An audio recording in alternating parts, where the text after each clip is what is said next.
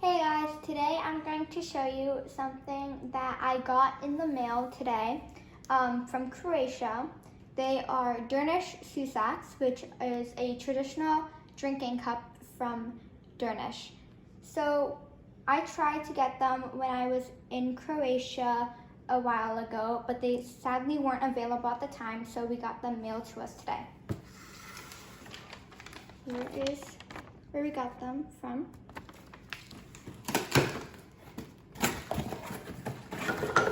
And here is the traditional drinking cup.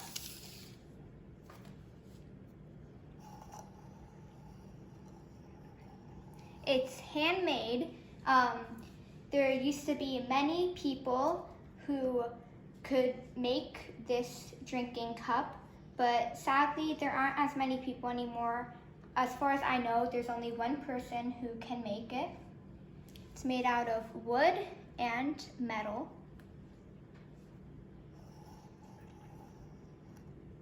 And they carved Drniš into the cup. So in case any of you are wondering, that's how you spell Drniš. And here are some pictures of me in Drniš.